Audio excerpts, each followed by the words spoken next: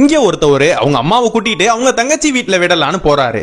அந்த அம்மாவும் எனக்கு ரொம்ப தாகமா இருக்கியா, எனக்கு ஏதாச்சும் வாங்கி குடியான்னு சொல்றப்ப அவரும் ஒரு டீ கடையில வந்து நிப்பாட்டுறாரு. தங்கச்சி வீட்டுலனா வேணாயா, நான் உன் வீட்லயே இருந்துக்கிறேன்னு சொல்றப்ப என்ன இங்க நிக்க வச்சு என்ன அசிங்கப்படுத்துறியான்னு சொல்லி அவங்க குடிக்கிற டீயை வாங்கி கீழே ஊத்தி, முதல்ல நீ இங்க இருந்து வா, நான் உன்னை தங்கச்சி வீட்டுல விட்டுறேன்னு அந்த இடத்த விட்டு கூட்டிட்டு போறாரு. அந்த இடத்துக்கு வந்து பார்த்தா இவரோட தங்கச்சி வீடும் பூட்டி இருக்கு.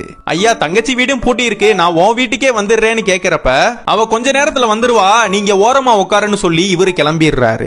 அந்த அம்மாவும் அழுதுகிட்டே அந்த கேட்டுல உட்கார்ந்து இருக்கும் போது அவரோட தங்கச்சியும் இந்த ஆட்டோல வந்து இந்த அம்மாவை பார்த்தோன்னே இந்த கிழவி எதுக்கு இங்க வந்திருக்கான்னு அந்த இடத்த விட்டே கிளம்புறாங்க. அந்த பக்கத்து வீட்டுக்காரங்க அந்த அம்மாவை பார்த்துட்டு அந்த தங்கச்சிக்கு கால் பண்றாங்க. நான் திருப்பதி வரைக்கும் ஒரு வேலையா வந்திருக்கேங்கா, எங்க அம்மாவை எங்க அன்னை வீட்டுக்கே போக சொல்லுங்கன்னு சொல்றாங்க.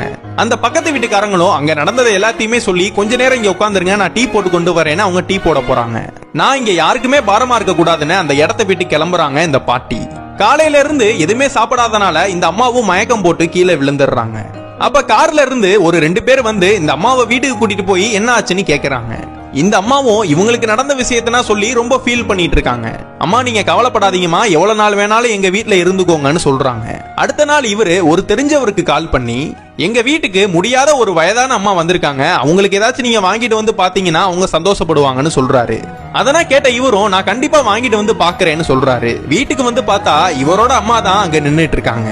அவங்க அம்மாக்கும் இவரை பார்த்தோன்னே கண்ணே கலங்கிருச்சு. மத்தவங்களுக்கு உதவி பண்றது பெருசு இல்ல, பெத்தவங்களுக்கு உதவி செய்யணும், நீங்க இவ்வளவு கேவலமானவரான்னு கேட்டோன்னே அவர் கண்ணுல இருந்து பொல பொலன்னு தண்ணி வந்து அவங்க அம்மாட்ட மன்னிப்பு கேட்டு அவங்க அம்மாவையும் அந்த இடத்த விட்டு கூட்டிட்டு போய் அவங்க அம்மாவை நல்லா பாத்துக்கிறாரு.